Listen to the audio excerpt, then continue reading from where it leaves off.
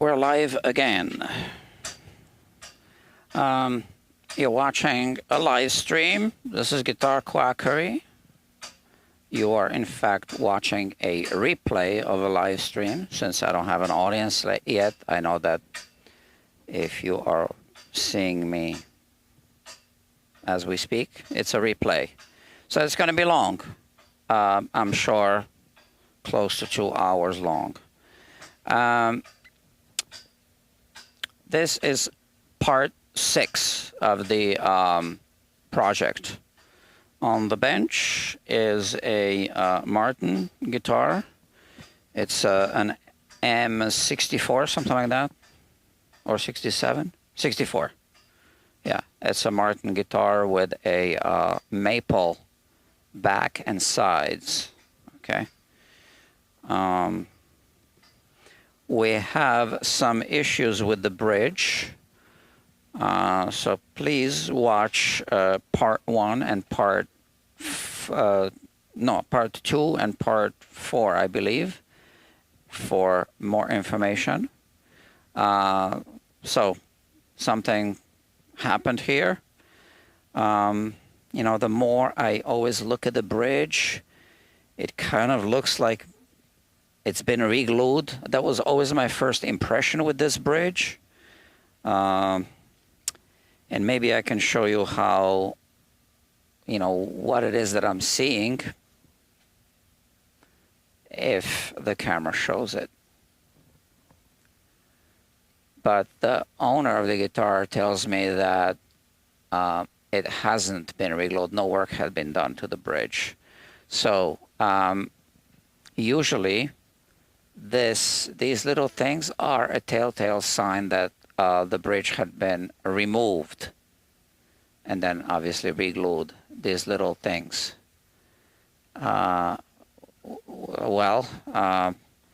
What produces these little things, and we have them on the back of the bridge as well. I'm going to grab a light to illuminate the back. Bear with me. Okay, because I have an overhead light coming from here and then casting a shadow behind the bridge. So I need an auxiliary light here to show you the same little dents at the back of the bridge. Well, let's see. Switch camera. We are looking at the back of the bridge, and you see those little dents right there. Okay. So those little dents, I'm talking about crushed wood fibers. Between the growth rings, there's soft wood, right? Soft wood fibers. And we see those little dents. And once again, they're more obvious in front of the bridge right there. So the growth rings are, you know, hard, and then the fibers between the growth rings are soft. So what's up with that? Why do I think this bridge has been re-glued? Well, when I see those dents, I assume there was a bridge re-glue. Because in order to re-glue the bridge, you need to remove it first. So you would force the palette knife into the glue joint, and then this would really push down on the soundboard. And sometimes you get those little dents. They are inevitable. Now, I am not saying that this guitar had a bridge re-glue. I'm just trying to make sense of the enlarged holes. So this guitar came straight from the Martin factory, but the Martin factory does have a repair department. And sometimes guitar are repaired. Okay? So, I don't know. I just remember that when I saw the guitar, my first impression was, oh, this bridge has been re-glued. But, you know, I don't know. I don't know what else would have caused those dents. If you think about it, there is no other explanation. So, when they make a guitar, this goes through a thickness sander, you know, the soundboard, and then finishing, you know, some guitar manufacturers will do the finishing first, scrape the finish. Some will mask off and peel off a tape under the bridge so that the finish doesn't get applied in this area. And then they will glue the bridge. So what on earth would make those dents all around the bridge? I don't know. The only explanation I can think of is bridge removal. So, I don't know. So there is an issue with the bridge. The pinholes are too big. And my first theory was, my initial theory was that when the bridge was re-glued, maybe it didn't align properly with the original, you know, sometimes there's a little slippage. And how should I explain this? So, here, I am going to be re-gluing a bridge. Actually, I'm making a bridge for another guitar.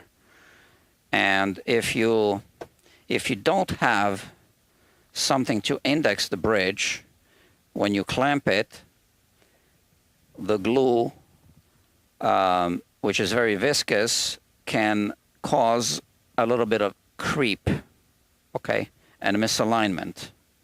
So that happens sometimes. So when this happens during a bridge reglue, you end up with the holes through the soundboard misaligned with these holes.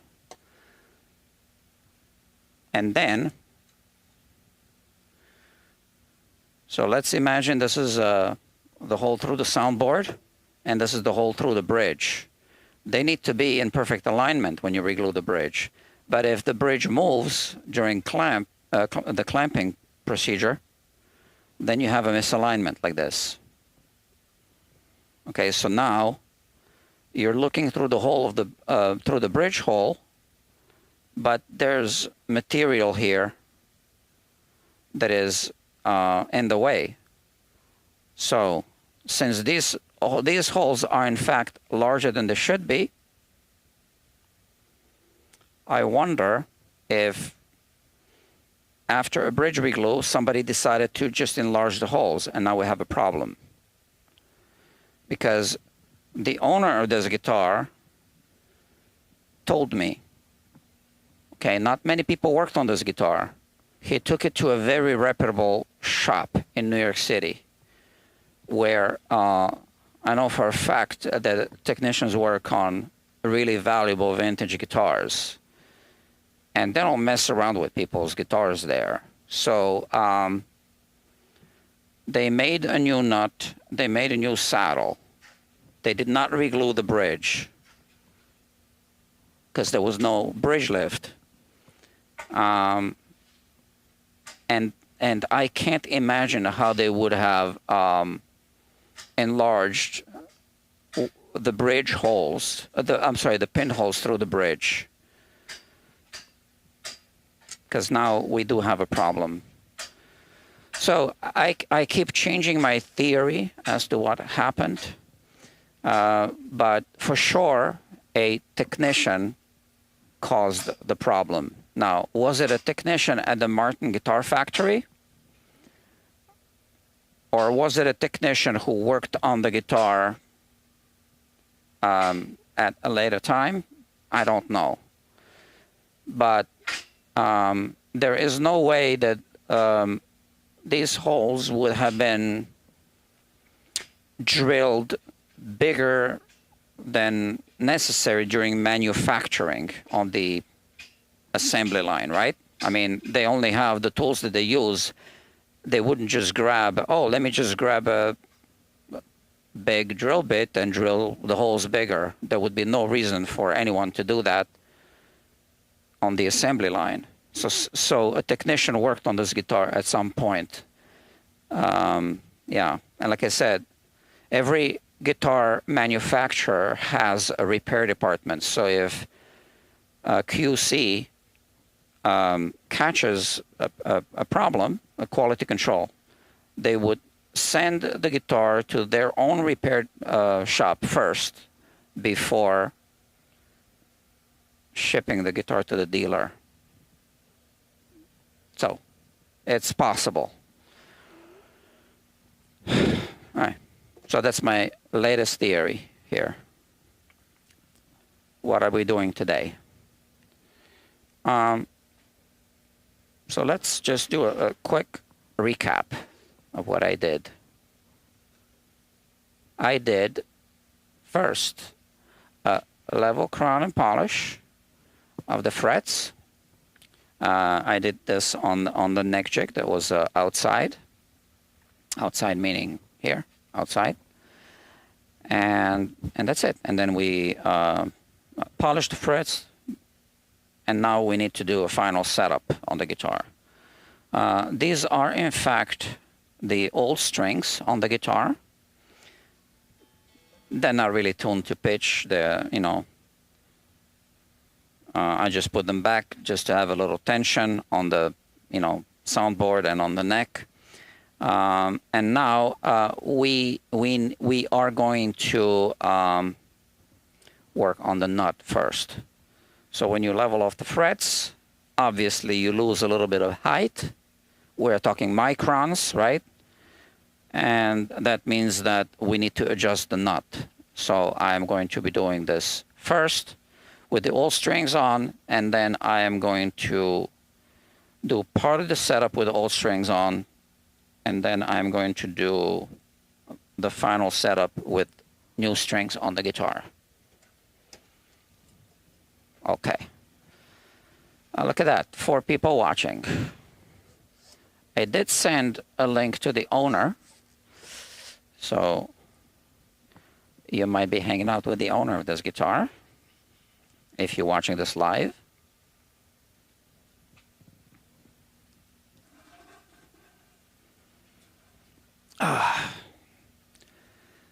Okay, let's get to work. I don't need this light anymore.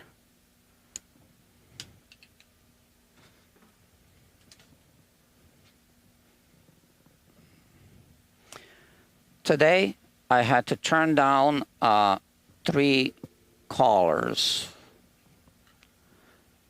So people call for services, and I can't take every job.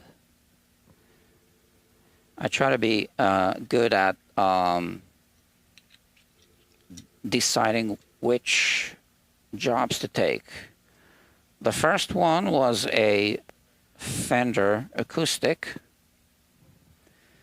guitar. I could see, so it's like a $200 Fender acoustic that the customer bought on Amazon. I had it shipped. It was all dried up, I could see from the pictures.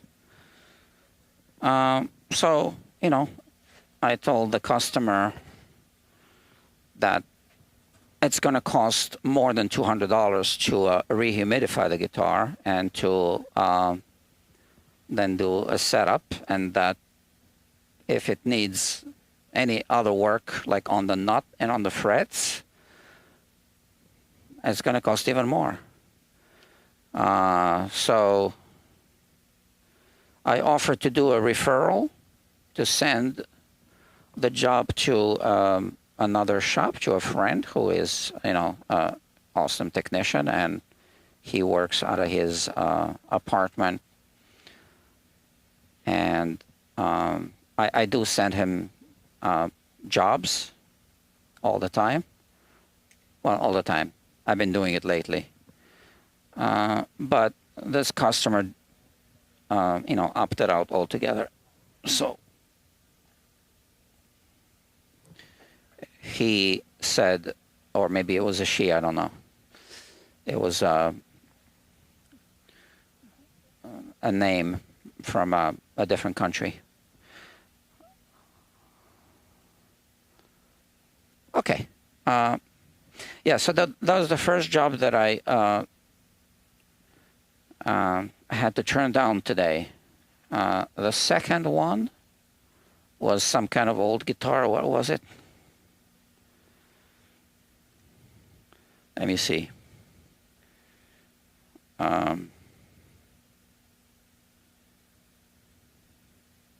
There's the guitar.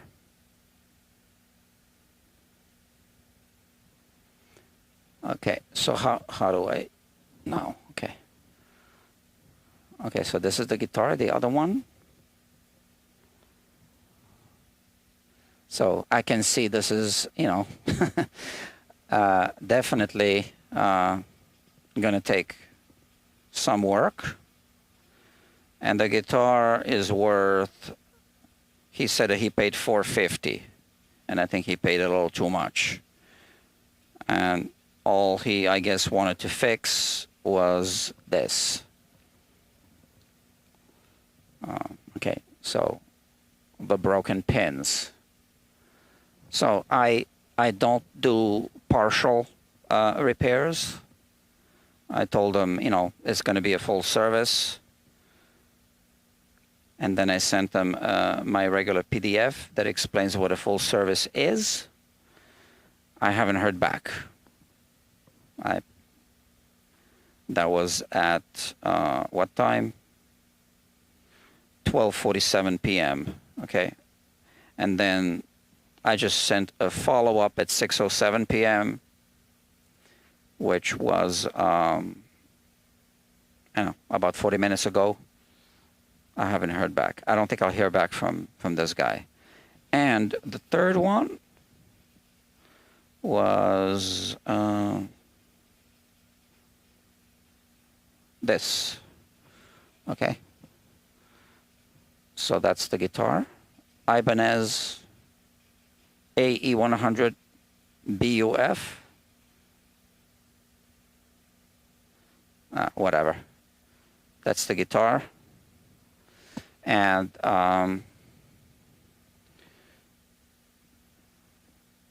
what happened? Again, I sent my well, he wanted an estimate. I told him what the minimum would be.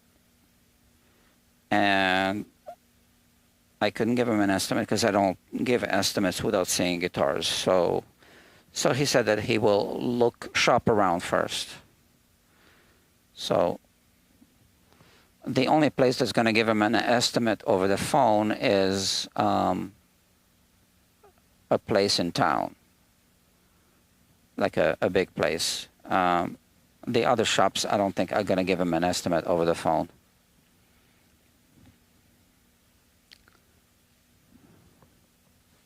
So we'll see if that guitar comes in. If it does, it might end up on the live stream. But yeah, so this is something that I kind of struggle with. I try to minimize the time that it takes to communicate with the customer, like that initial communication. Because if we don't end up doing anything, it's just wasted time. I am just measuring. So the nut was cut pretty low. I knew that. And Okay, so the B string definitely needs to be cut lower. Not even the high E. And the other ones are pretty acceptable as it is. Okay, but I think I will just do the low E and the B. I measure the other strings, and I don't think I need to do anything. I will also need to re-glue this nut. Maybe a little bit too much light. And now let's just switch this view. So here we see, it's hard to tell. I don't know. It looks like there's a witness point here in the middle, but not at the tip of the nut. So it would be a good idea to remove some material and to just improve the bottom of the nut. So here I'm marking it off. Focus, focus. And now I'm going to hit it at the back first, because we just want improved break angle. I think the string slot was cut too parallel with the fingerboard, too straight.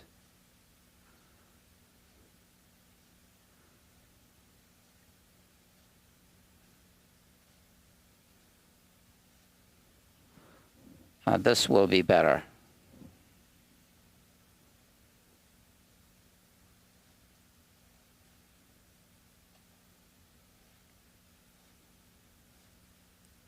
As you can see, I haven't even touched the front of the nut yet. So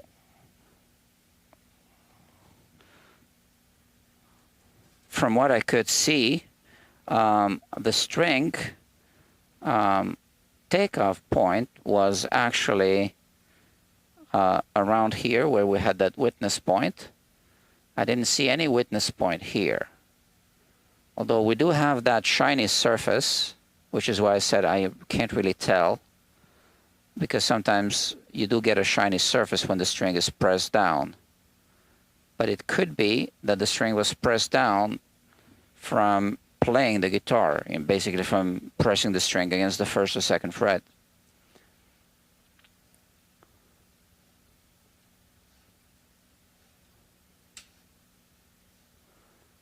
Since this string slot was in fact a little higher, I can confidently file it all the way to the tip.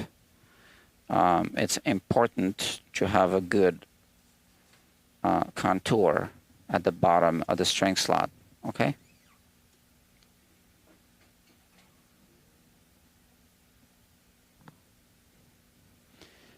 And now let me check the height. First I just eyeball it. This looks pretty good. I mean, I think it's still a little higher than it, you know, it could be lower, but it could be just fine. All right, so here you can see how I'm tuning the string. Let's refocus, right? This is what the string does. And now when you tune it, it rubs against the surface and it leaves a tiny amount of metal deposits, or it makes the surface really shiny, or both. So yeah, I don't know what it did here. No metal deposits, no fresh metal deposits, but I can.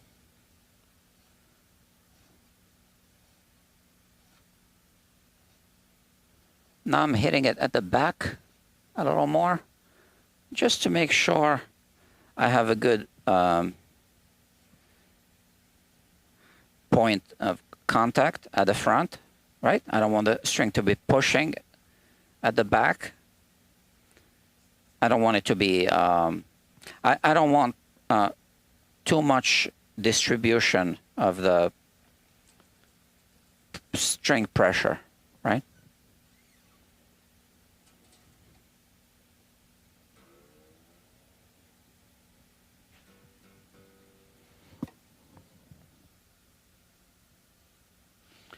This looks good to me.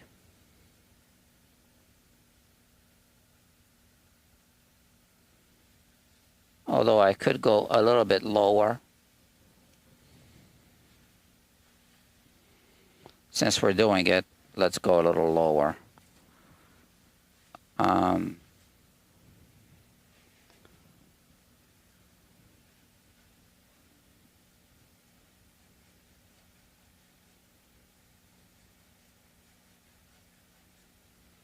Not more than that. It's a bone nut. It is not the original nut.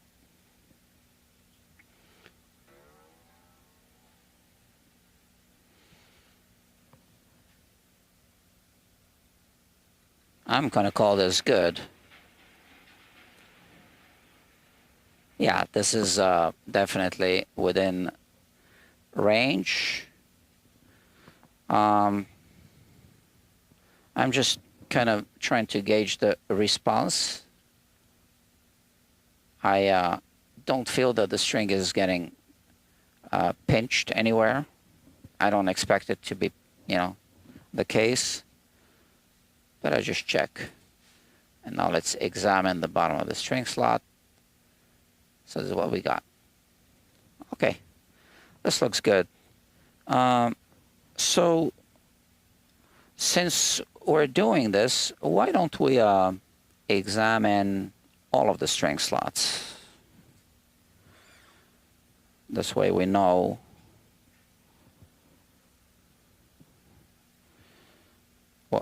if all of them are seated properly.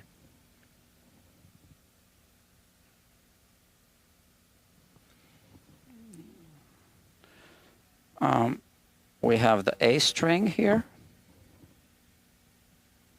So I'm good with the string height. It is within range.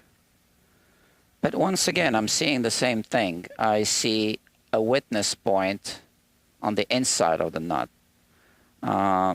And I think it would be better just to touch it up a little bit at the back and here as well, so that we have all the pressure at the tip.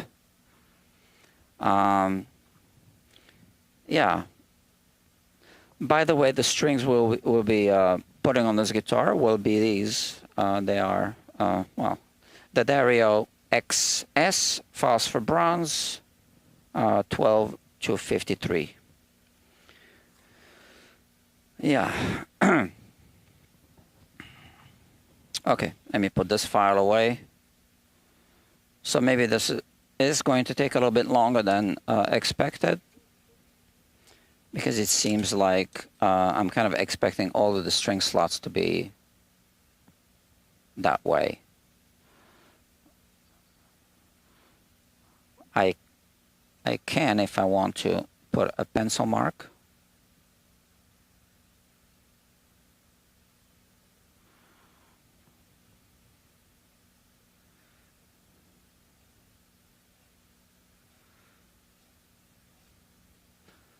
So whenever I do this kind of correction, I always hit it at the back first, just to kind of start the reshaping. And then I slowly work my way towards the front of the nut.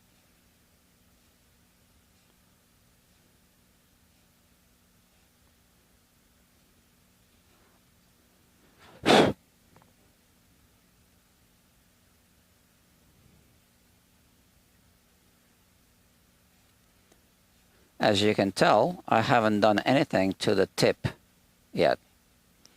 The tip meaning this part here.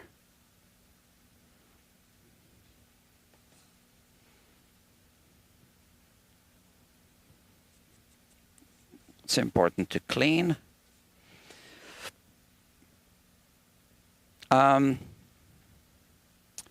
I kind of feel that this is still a low point right there. So we don't want the tip to be a low point. We want the tip to be the highest point.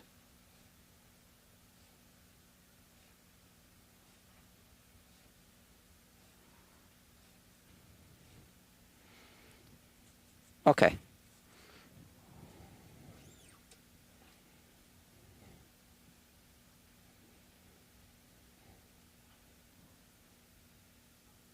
Here's the string.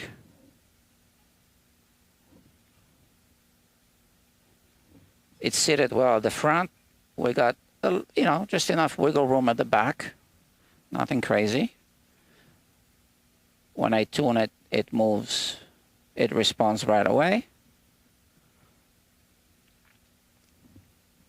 And now we remove the string and check.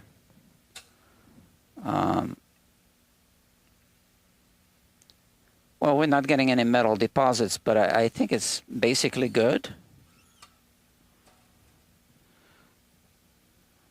Now, if this was in fact the high point and I took it down, that means the string was vibrating inside of the nut a little bit, moving, right? Not seated. Now, if I took it down, that means even if I didn't touch the tip, the string would have, I mean, it would result in the string being lower than it was before. So I do need to check it. It already feels like it's within range. Well, it was, because I did check before. We have 4/100ths of a millimeter of height here, which is good. Now, the D string. So why don't we check this first?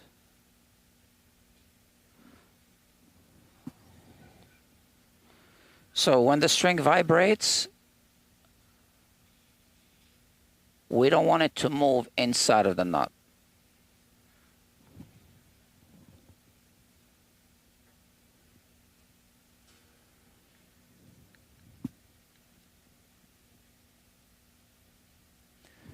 I see a witness point at the back here. So we want to just remove a little bit of material from here. For this one, I'm going to use a 32 gauge file, 32, okay? And I'll hit it at the back.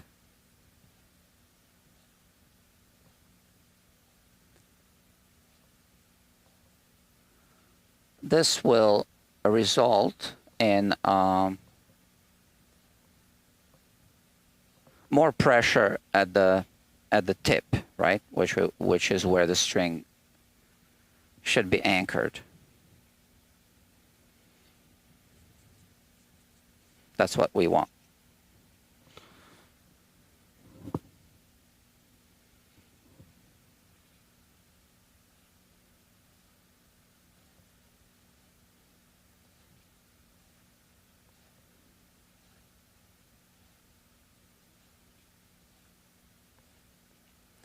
Okay.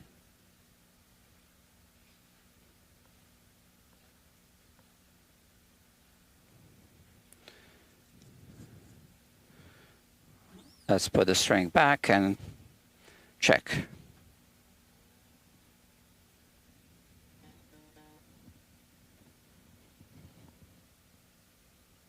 We still have space.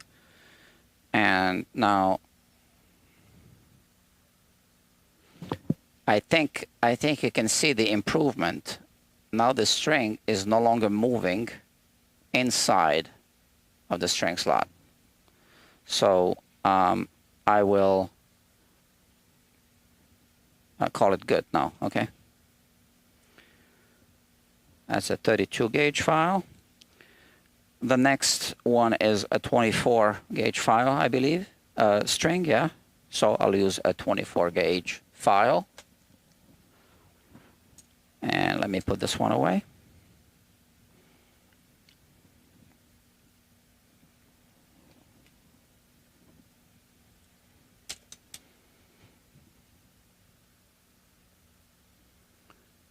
Here it is.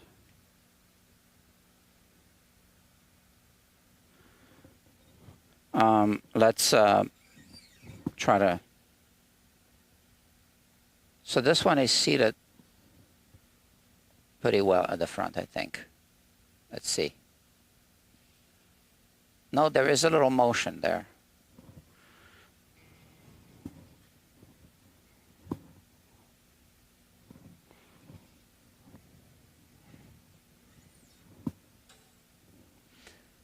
And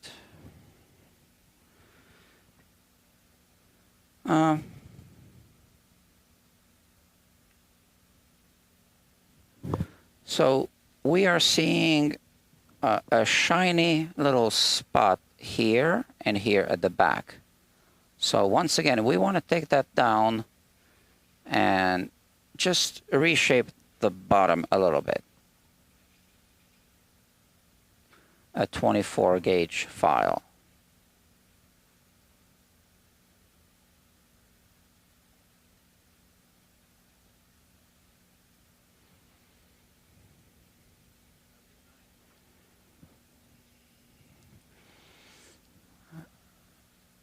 Just like that.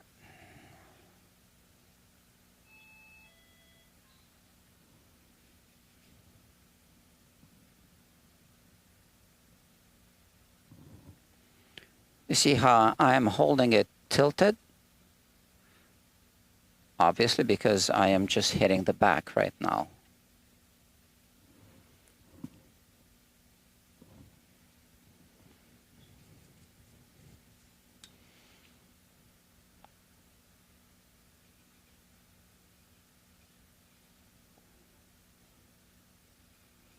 And just like with the other one, I haven't touched the front at all. I think it would actually help me also to put a pencil mark.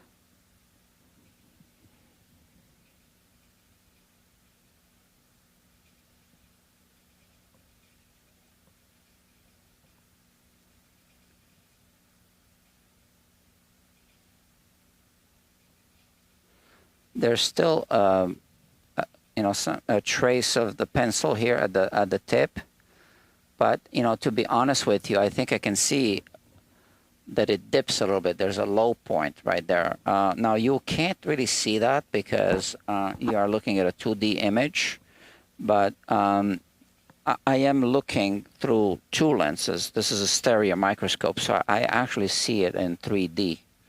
I have that 3D effect, right? It's called a stereo microscope. Stereo means space, right? In Old Greek or something.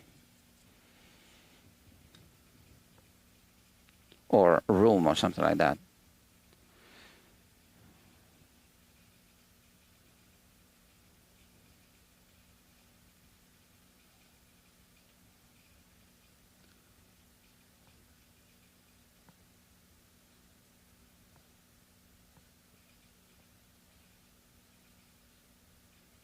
Okay.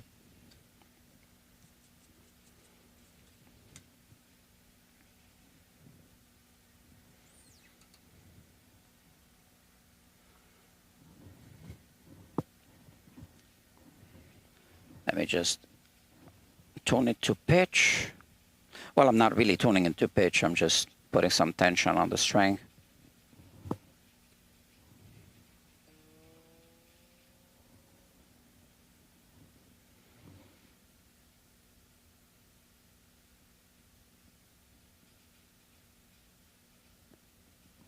Okay, the important thing now is to check the height, which appears to be good.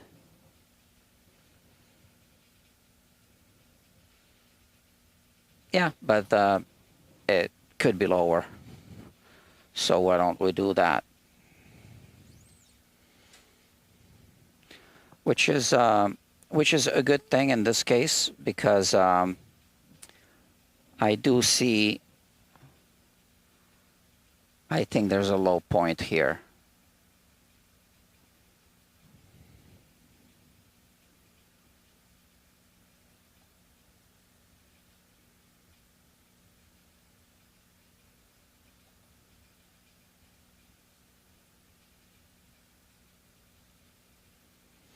Okay.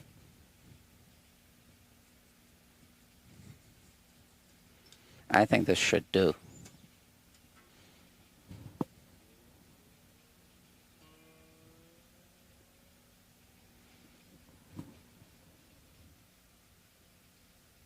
No, it could go lower.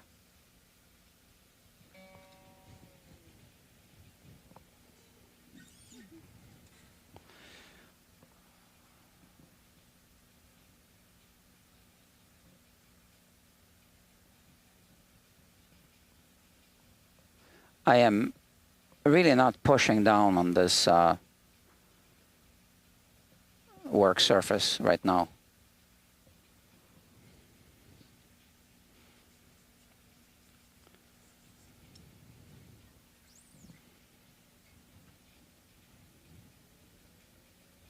The last thing I want is to cut it too low.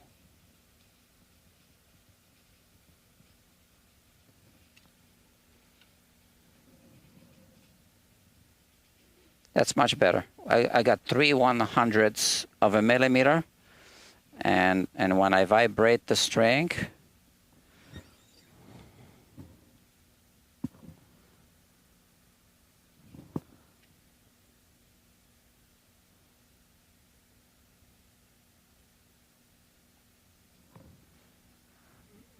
I think that's okay. Okay. The one string slot that is really high is the B string slot, for whatever reason. So we do want to work on that one. I'm going to use a 17 gauge file for the B string. So we have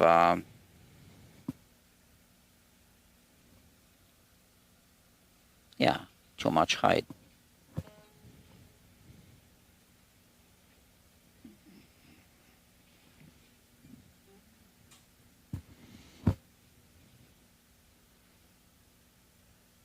And now we see a little shiny surface right there at the tip. No, not at the tip, inside here. So once again, we have a low point at the tip, and this is where the string was anchored. Now, fortunately, this string slot on the B string, like I said, is actually way higher than it should be. So if I put the string back,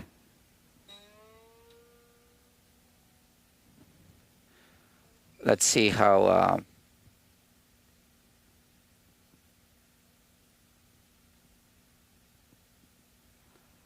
well, it's a tight string slot, so it's not really moving inside. But we do need to cut it lower, and that'll help.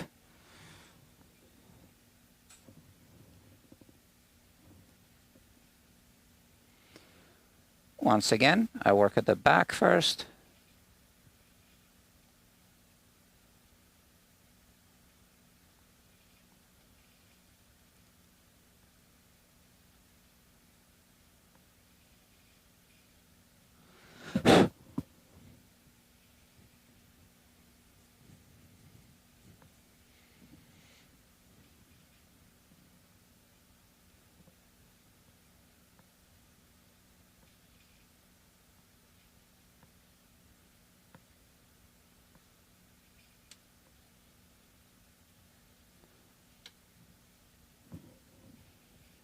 Okay. I think I can cut it lower because obviously it was way higher than we want it to be.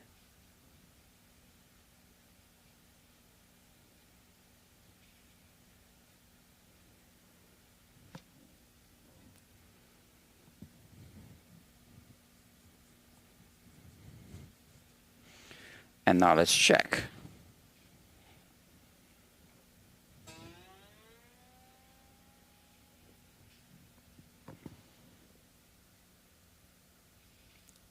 It's already much better. It could even be very close to where we want it to be, or maybe within that range. I'm measuring 3.5 1/100ths of a millimeter, and you know, that's perfectly fine. Yeah.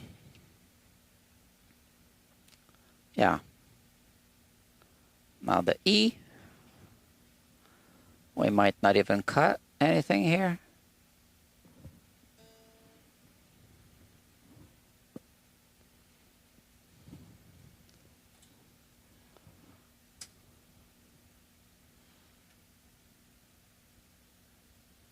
But I do feel that we could reshape it a little bit for the same reason. We want to just, because I see this shiny witness point at the back of the nut right there, which means the string is pushing down here. We don't want it pushing there. We want it to be anchored at the front and pushing, you know, in the first 1/3 or up to maybe half of the length of the string slot, and then the rest of the string slot should just be guiding the string. So definitely we want to hit it at the back right there. We just want the side walls of the string slot to guide the string towards the tuner at the back end. And we want the string to be anchored at the front.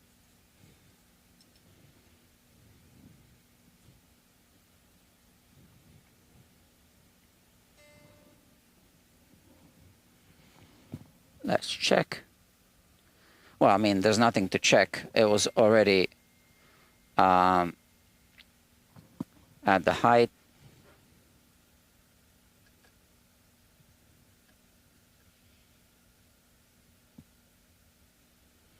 There. This one is perfect. It's 2 1/100ths of a millimeter.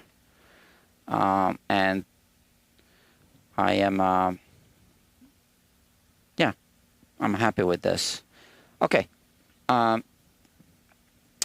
Let's remove the strings, and then, so the nut right now is held by friction only, but it isn't a tight friction fit like it would be on a high-end classical guitar. So it does fall out when you remove the strings, which means we need to glue it. Let me check my batteries. This one on the computer is running low. I use a laptop. So you are watching Guitar Quackery live. It's a live stream. Well, you know that because you're watching it live. But those watching in replay might not realize that, so I like to say it a few times, I guess.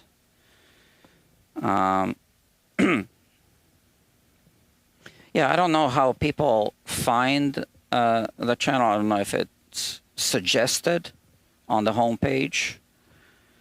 I don't think so, not yet, probably, right? Because I only got 100 and what subscribers, 35, 36. I don't see how YouTube would be suggesting this channel. Hold on, I got a text message coming in. It's one of those customers. Let's see. Are you able to quote a... No. So the PDF says that I don't quote prices, right? Are you able to quote a price?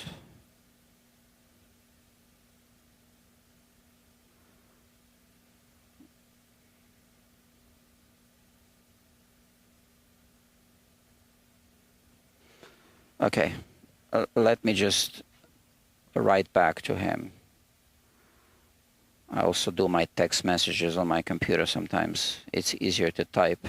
So sorry guys, I need to do this. This is obviously business.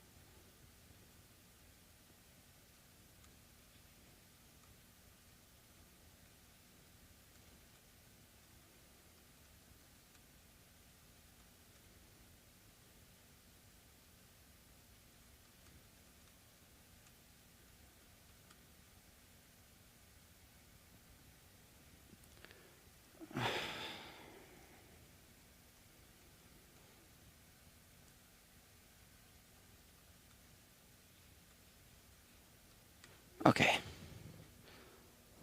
So he was saying something about he's just a beginner. He doesn't know if he needs all the work on the guitar. And, you know, I always say that it doesn't matter if you're a beginner or not. You just want the guitar to work. Why struggle with the guitar? It's already challenging enough to play the guitar, right? So, and here the text is coming back. Got it. Thanks for clarifying. We'll loop back. Okay. All right. All right. Let me. Yeah. So we'll remove the strings. I'm going to use fish glue to glue the nut. Okay, here. It's glue you can eat. So, you know, if you have it around the shop and you know you haven't had time to buy lunch, it's in the fridge. If you like fish. I actually had fish today already, so I don't need fish glue. I mean, I need it for the job. I don't need to eat it today. Yeah. Yeah, make sure it doesn't have additives, right? Which it shouldn't, if you're going to eat it. You can also buy fish glue, dry fish glue, like hide glue in granules that you just mix with water. That also exists. What am I doing? You see, I'm not thinking. What we want to do is we want to do as much work as possible using the old strings. So the reason is because sometimes when you do setups and stuff, the strings break. Now, I'm not happy that we're not fixing the bridge plate. And again, if you missed the other, you know, the whole issue with the bridge plate, it's on this playlist, parts 2 and 4, I believe.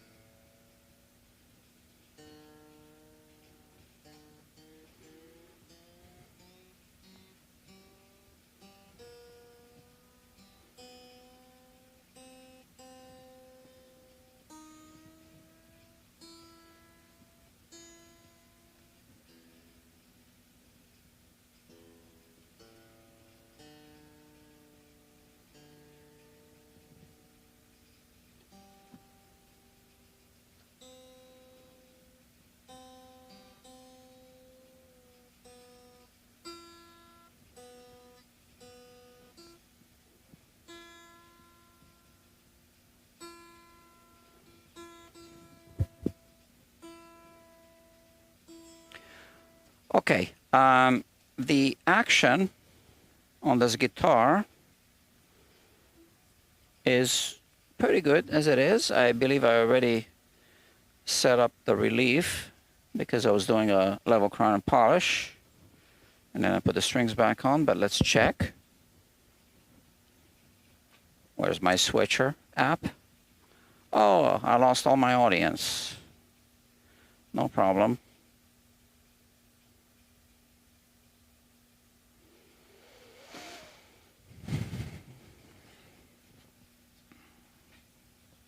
So should I be narrating? No one's listening to me right now. All right.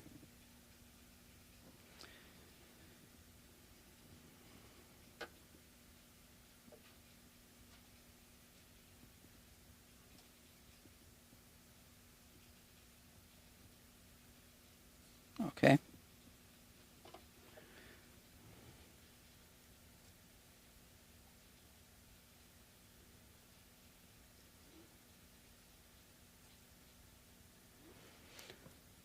Okay. And now let's see the action. So this is important, right? We finished the nut. We set up the relief. The reason why I had the guitar with strings on for a couple of days, I worked on it 2 days ago, I think, is because I want it to settle, right? I want the soundboard deflection to settle. So we have this kind of thing like this, right? So that's the way it's supposed to be. And we want the relief to settle, etc., right? So I am going to just measure the action.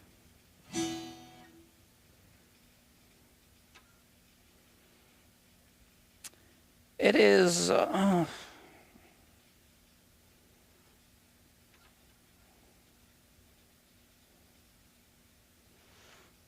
118 on the bass side, and it's about 98 .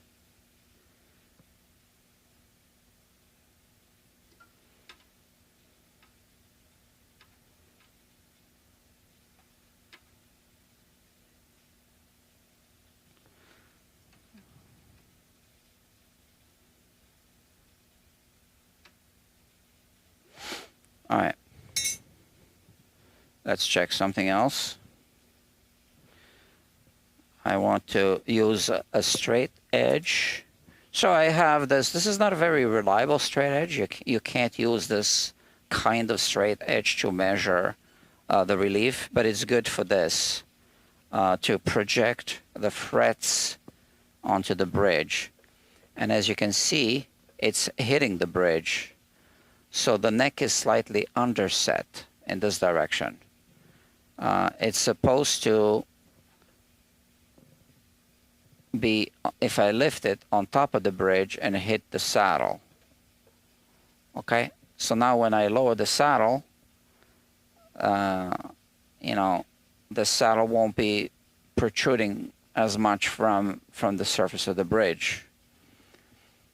But we need to do it because the strings are a little too high. That's how it is. I won't go crazy. I will lower both sides by 30/1000ths of an inch.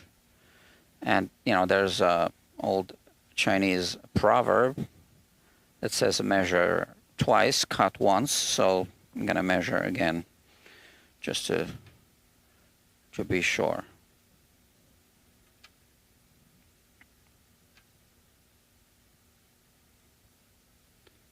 Sometimes it's hard to see depending on how the light hits the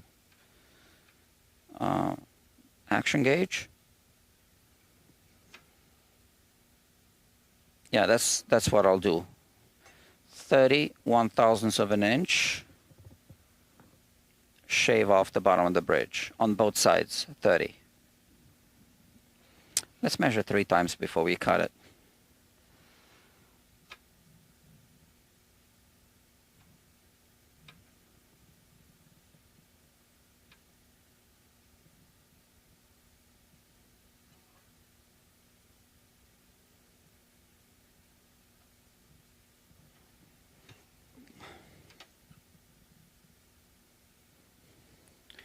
I'm actually going to go for 25 instead of 30.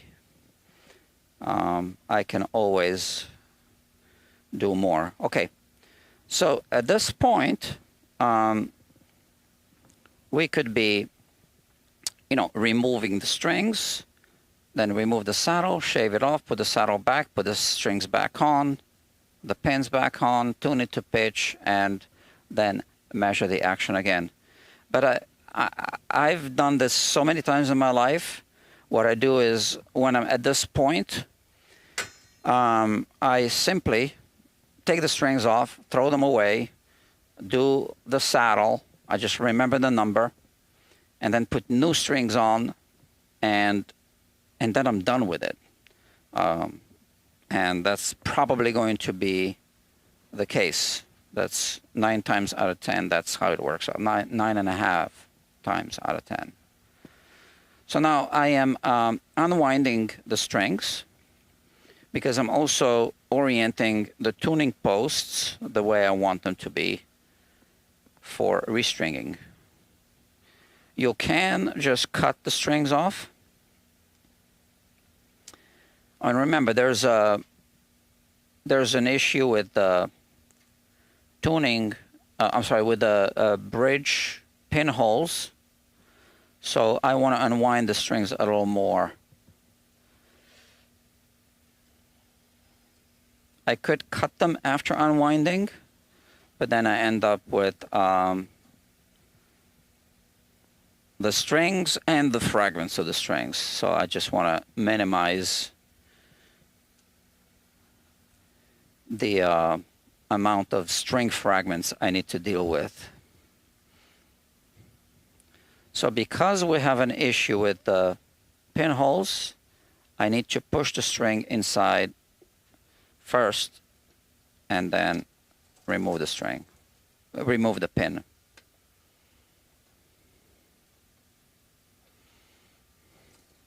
That's very unfortunate, but we can fix it.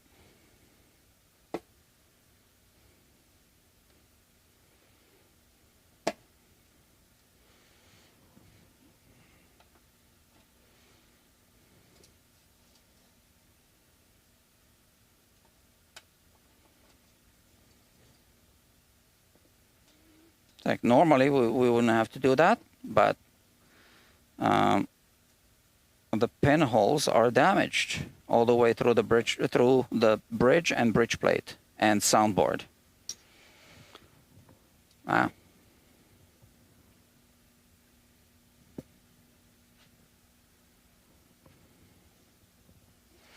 These were locked. I'm not sure that I'm going to lock them. I haven't decided yet.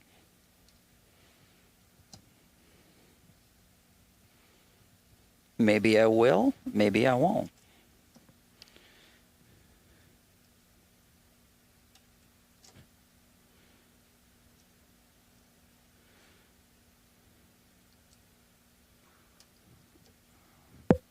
So when you see that the strings were locked properly, that usually means that a technician put the strings on.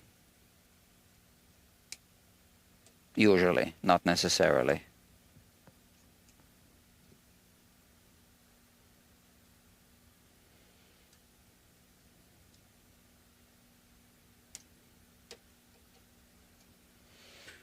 Okay. I recycle strings. I have a recycling bin, and I can print a label from the Daria website and send the old strings to them. They have a recycling program with a partner. So they don't recycle the metal to make strings, but they work with someone who recycles metal. Okay, I always check with a 10mm socket. Is this a 10? Yeah. Socket wrench, if these are loose, you should never tighten them too much. they were fine, okay? This one needs to be tightened a little bit. Here. All right, this is just a flathead screwdriver.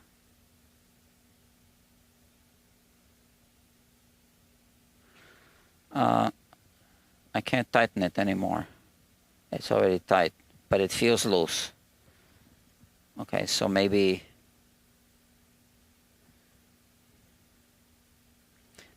the spacer is worn out or something. I don't know. There's a little spacer there and a little spring. Well, it's a miniature washer that's bent, so that's technically a spring. All right, first we want to re-glue that nut. As you can see, it is loose. Let's put the tools away.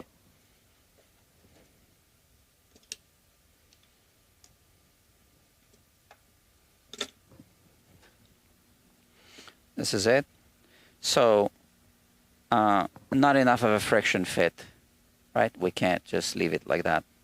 We need to put some glue and then clamp it. To clamp it, you can use a capo.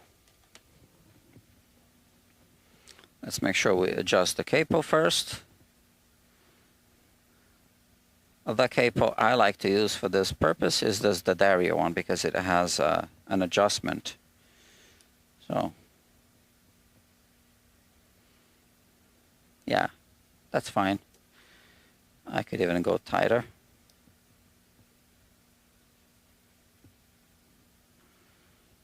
Okay.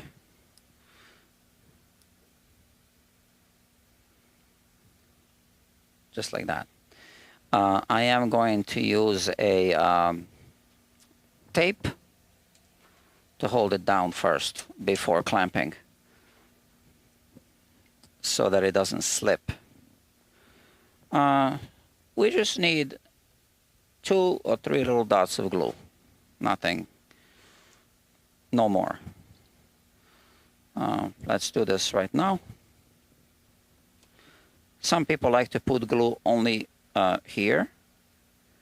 Some people only on the shelf, and some people on the shelf and on the front. So, since it's a little bit looser than I really want it to be, I'll put some glue on the shelf and here as well.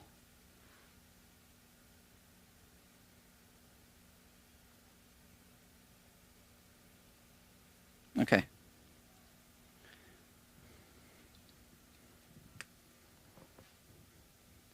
It's fish glue, so where is my paper roll? Okay, I'll have to clean this later. I don't know where I put it.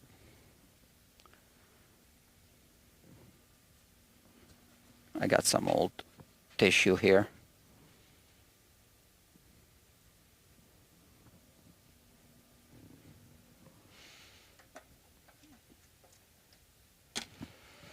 Okay, now where's the nut? Right here.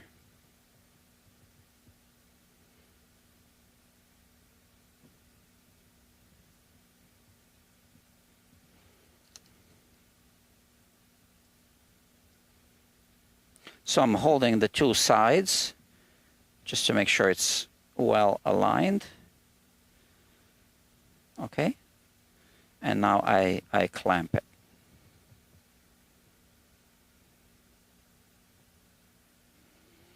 Check. Yeah, that's good. And now we can clean the guitar. If there's any cleaning to be done, I can work on the saddle. The saddle seems to be tight. It's a snug fit. Let me see. Which is actually really, really good. Yeah, I can't even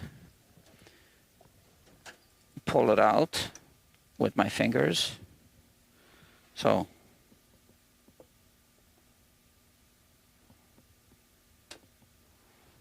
there it is.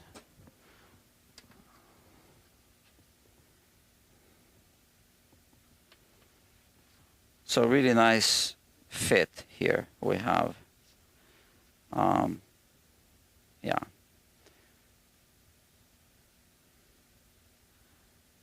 So they didn't really carve any compensation on this saddle. I mean, I can see kind of like a hint of compensation, but yeah, it'll work. Sorry.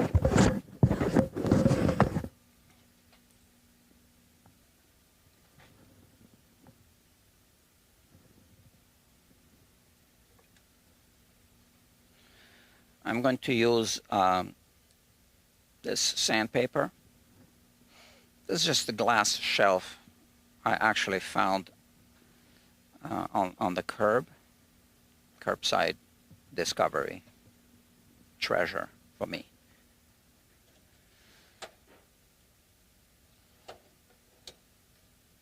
And we have this little tool. All right. I'm going to shave off 25 1/1000ths of an inch from the bottom of the saddle, both sides. And because there's no compensation on this saddle, I'm going to mark off the base side just with a pencil. So I'll show you. So this is the base side. I can't mark it on the bottom, right? Because I'm going to shave it off. So I'll mark it here with an X or whatever. And this is inside of the bridge. Right? It's going to be hidden, this little mark.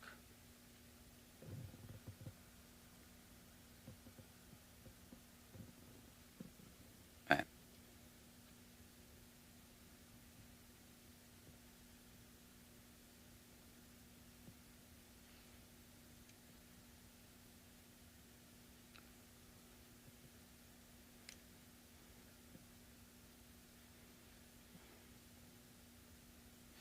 This is we call this the race car.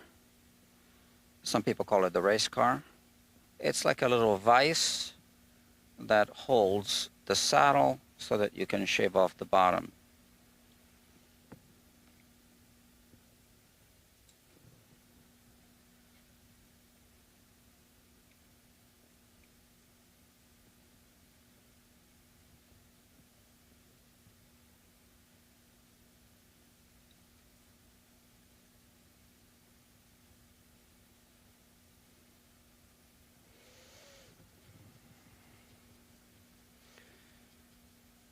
Okay, now I'm tightening the clamp or the jaw.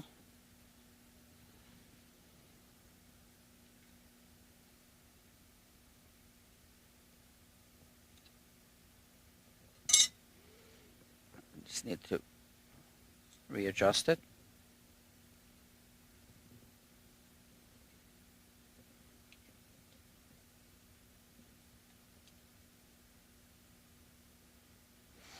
You know what?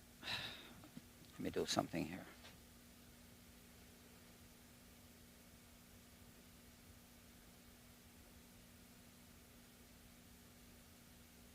Just calibrating it.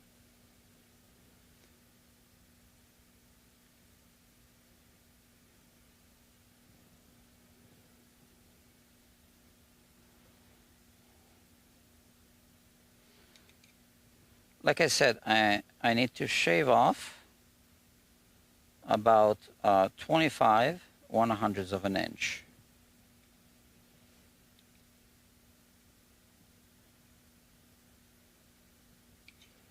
So I'm adjusting the height.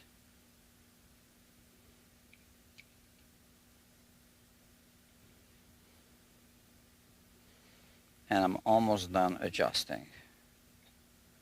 That's the treble side, that's the bass side.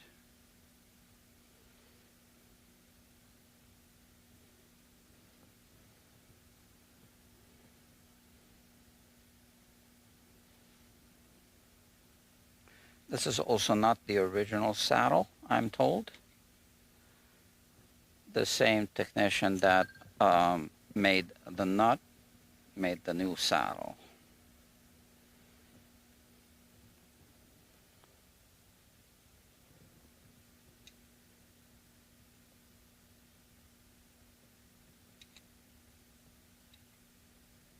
We're good. All right, and this is how it's done.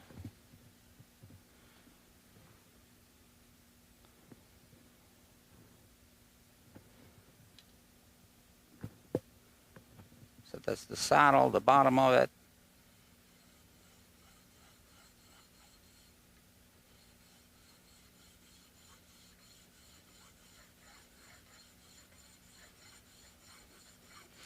I don't know what I would do without this tool. It is a very useful tool.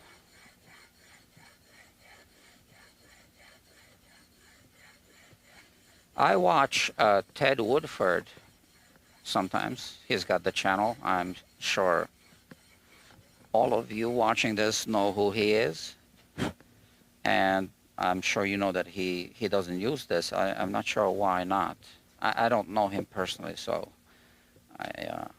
I wish I did, but I can't ask him. My vacuum cleaner is unplugged, but I do have this little one here. And this one isn't too good.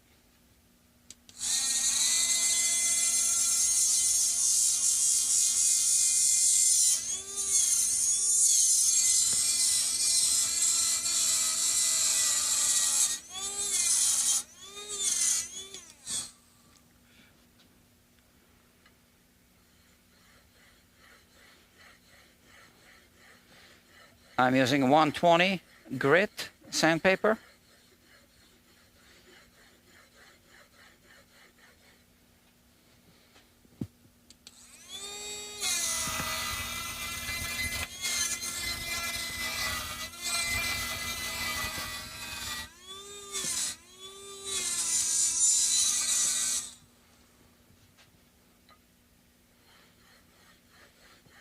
I need to feel completely smooth ride with a race car without any friction.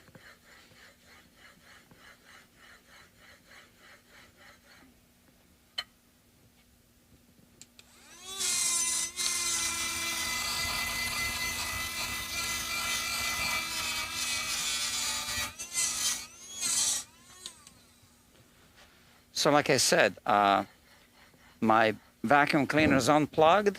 Now, normally, I wouldn't be streaming. I would just go and plug it in, set it up, and all that. But during a live stream, I feel I would be interrupting the live stream, and I don't really like this.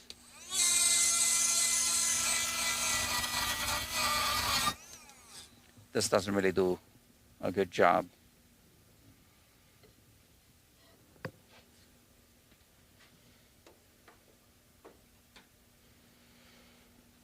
Okay, and now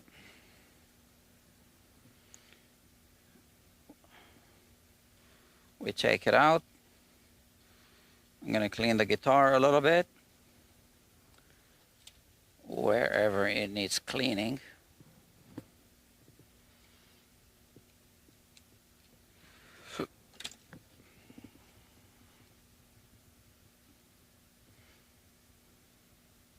Okay. The bass side is marked off, so I know it goes in this way. And it feels a little bit lower, obviously, because it is.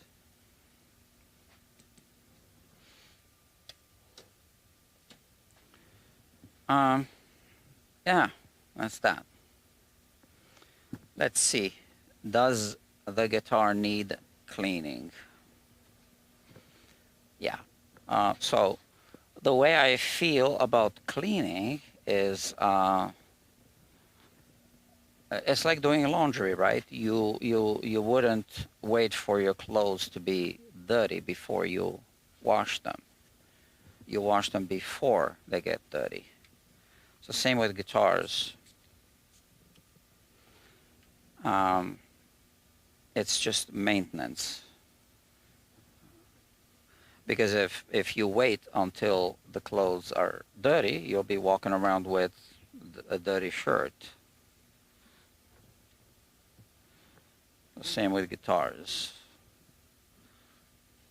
We can't wait until the guitar is filthy. And some people do bring filthy guitars, and I charge extra to clean them,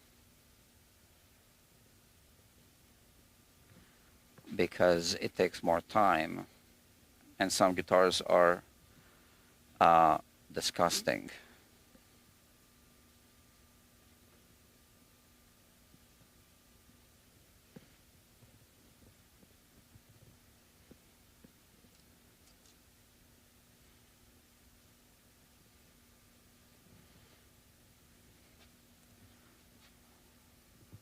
So it's got a nice flame maple back and sides. Again, it's an M-64, Martin M-64 guitar.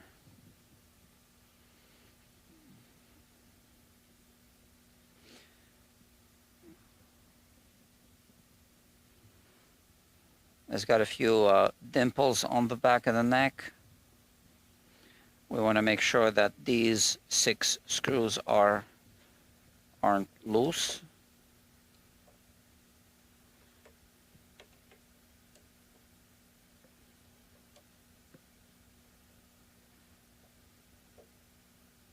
Yeah, it's all good.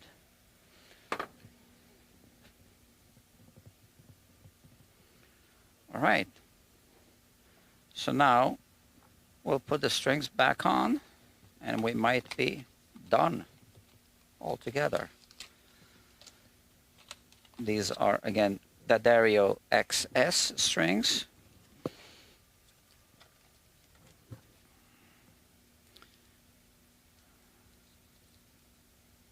I know it's a zip bag, but it's really hard to pull the strings out if you don't cut this. Here are the strings, and now yeah, I typically put the low E, then the high E, and then the strings in between. Now here, once again, we do have an issue with the bridge plate and with the enlarged holes through the bridge and through the bridge plate and through the sound hole all the way through. So it's going to be a slightly different procedure, I guess, to put these strings on.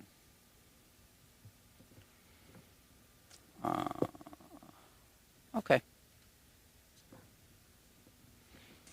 What I am going to do is this. Take the ball end of the string and just bend the end a little bit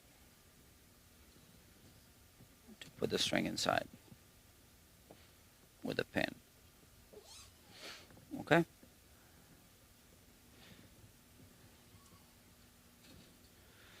And the high E.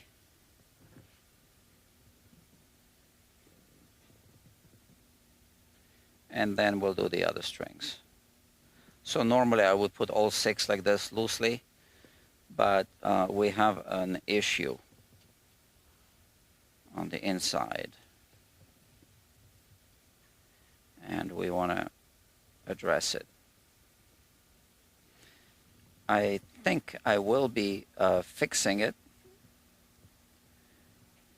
in an upcoming live stream maybe. But I can't tell you for sure. So I haven't decided if I wanted to lock the strings or not. Let me see something.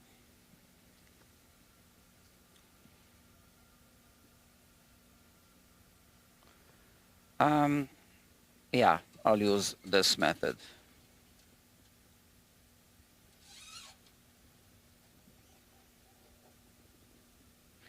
I am going to publish a restringing video at some point on the main channel. This isn't the main channel, right? This is the live streaming channel called Guitar Quackery Live. The main channel is called Guitar Quackery, not the same channel.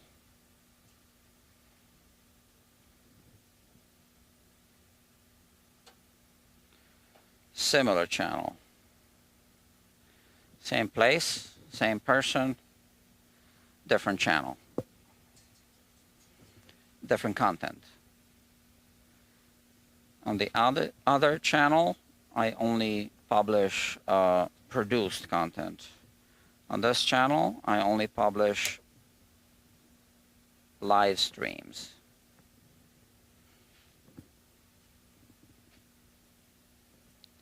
Hence the title, Guitar Quackery Live.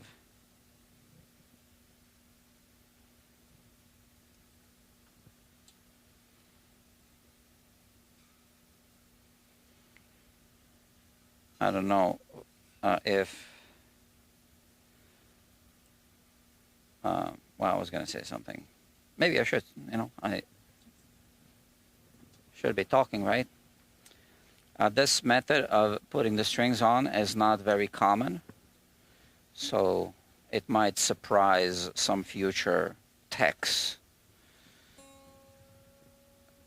when they try to remove the strings.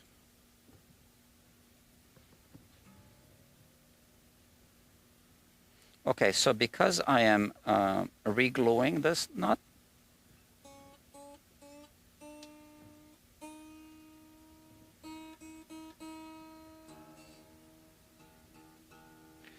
I need to check, make sure that it didn't shift. I don't think it did.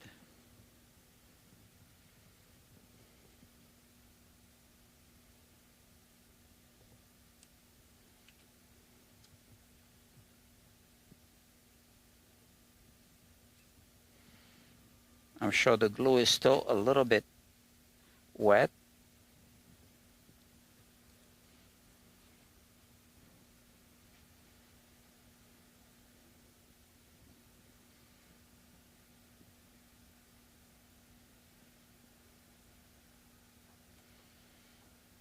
I did have a little bit of a squeeze out.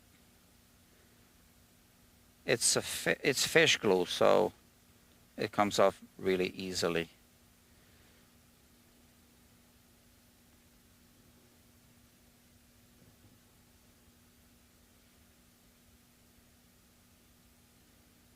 Okay.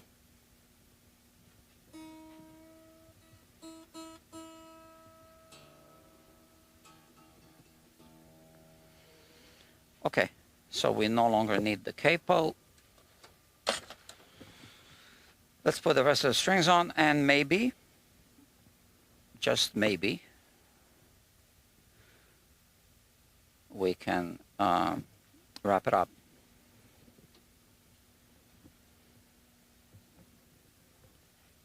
Where's my thing here?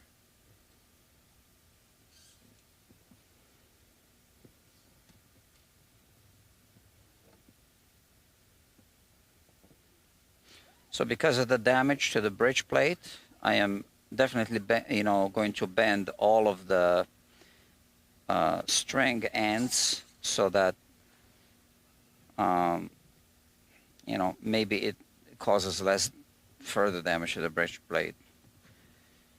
It forces the string ball end to wrap in a certain direction.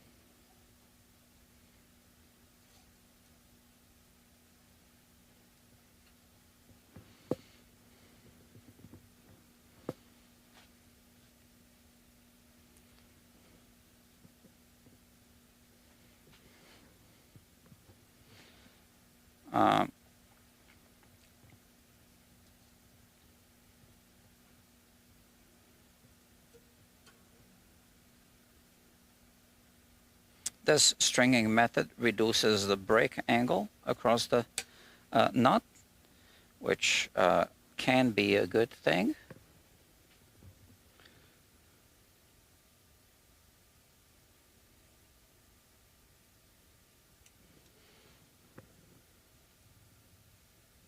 For tuning stability.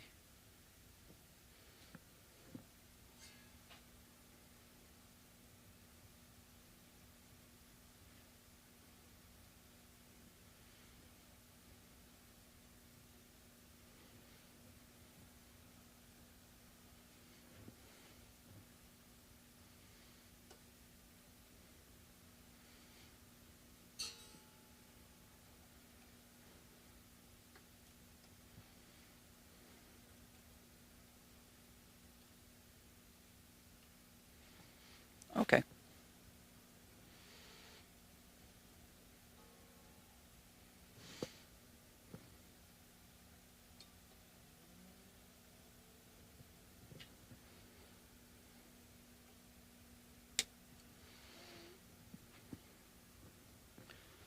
Two more and we're done. Then we'll loop the nut and play the guitar. Oh, one of those is from a different guitar. Yeah. These are slightly reddish. This one's black. Okay.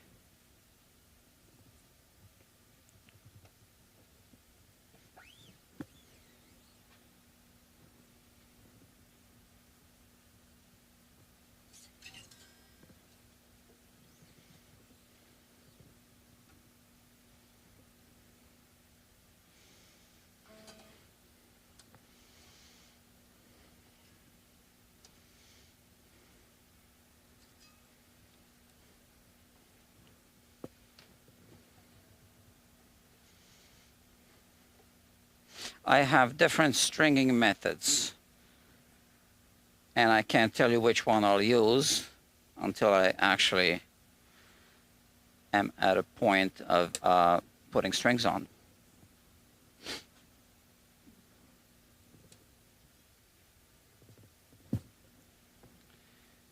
And now I'm not saying much because no one's even watching me.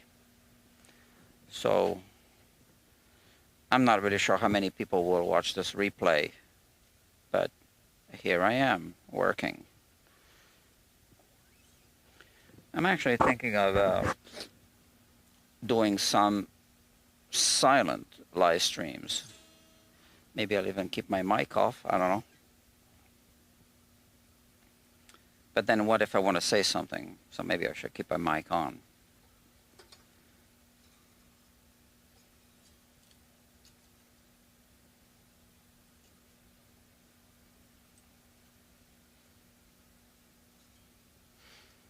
Yeah, I think you would still want to hear the tool, the sounds of the tools and stuff, ambient sounds, even if I'm not talking.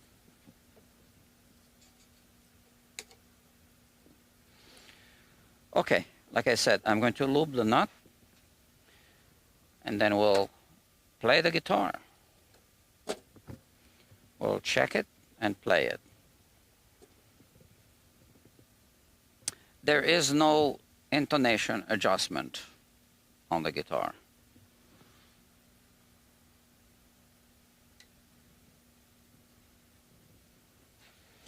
I will be using this product to loop the nut.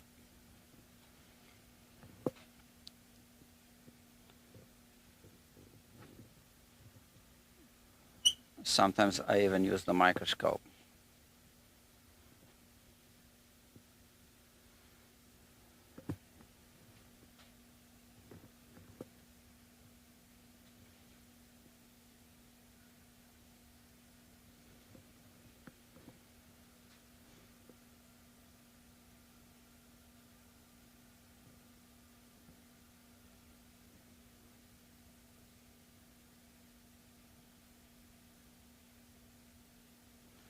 I don't know what's up with this camera. Sometimes it goes black. And I can't make it go black, really.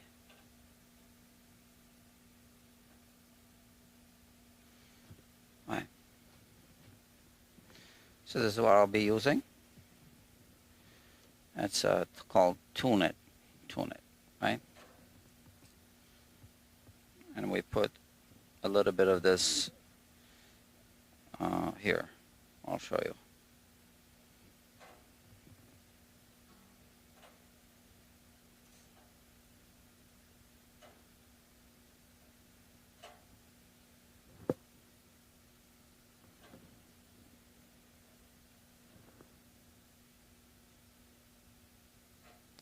A little too much.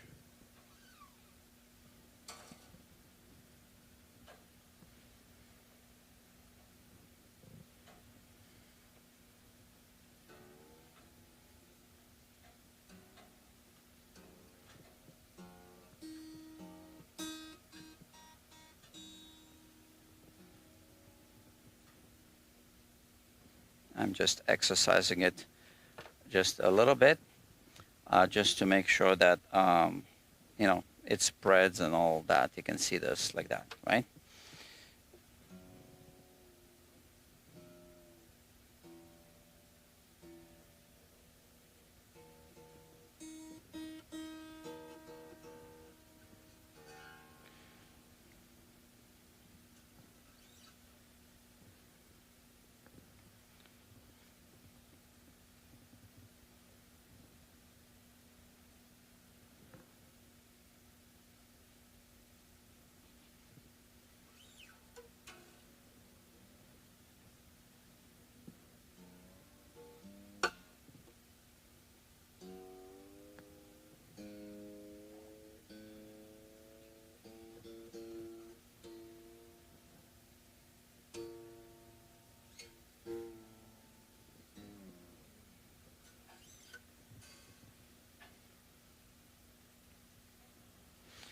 I still have enough lubricant on the brush.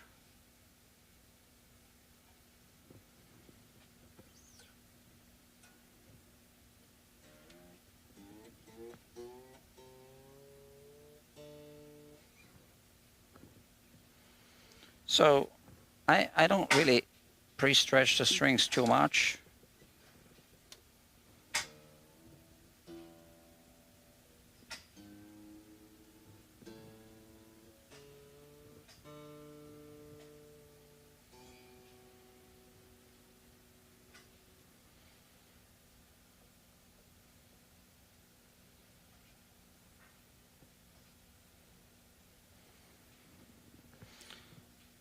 Yeah, you can actually kind of damage the wound strings if you pre-stretch them too much, if you attempt to stretch them too much. I've seen it happen.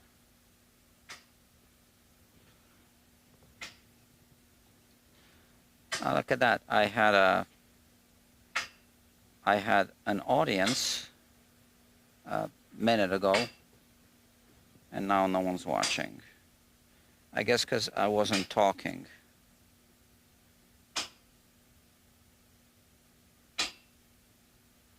Okay. It's all lubed.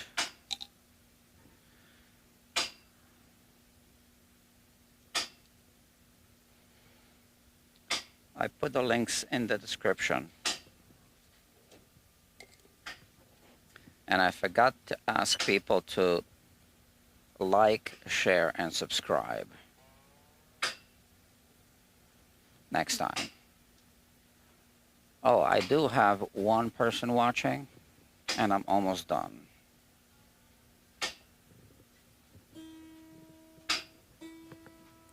I don't know if you can hear the banging pipes, heat pipes.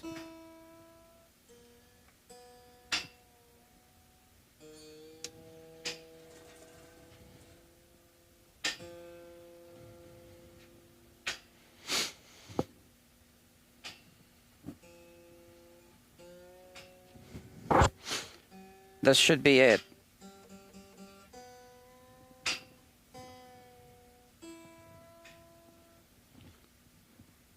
just a little stretching. We want to treat this guitar gently because of that bridge issue until we fix it.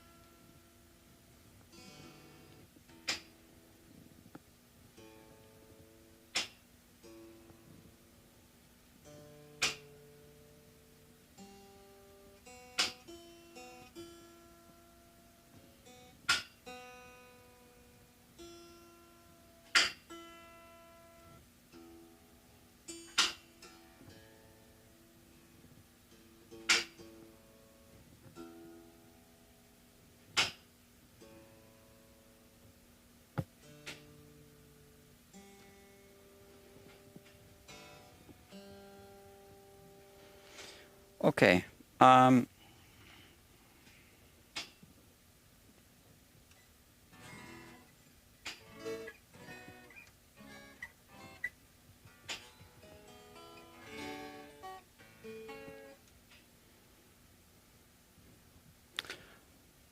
Basically, at this point, I just need to double check the action if it is what I wanted, and it is. So the action will change as the soundboard goes up and down with seasonal changes, right? And the neck as well.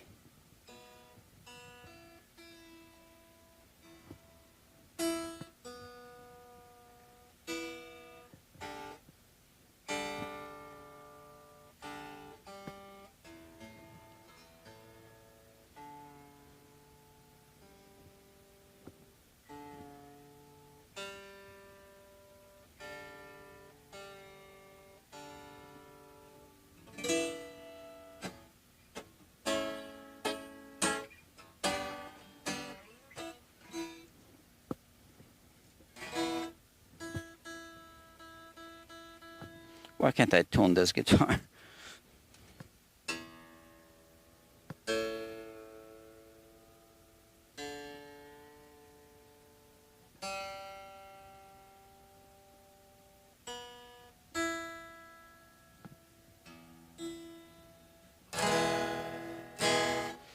It sounds really different than a regular Martin.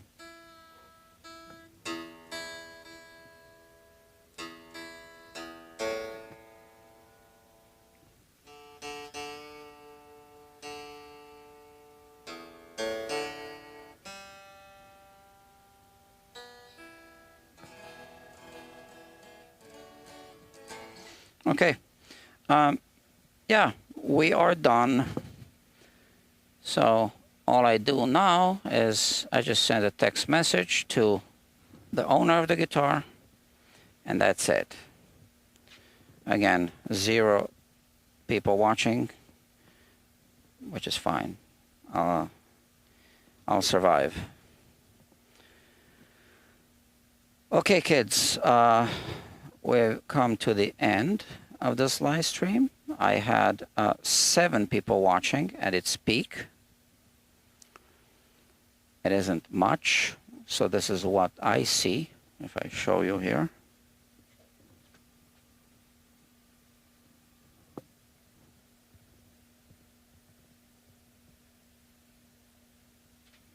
This is my laptop.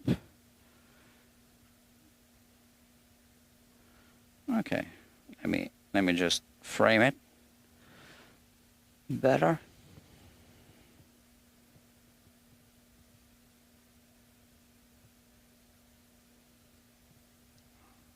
Oh, come on.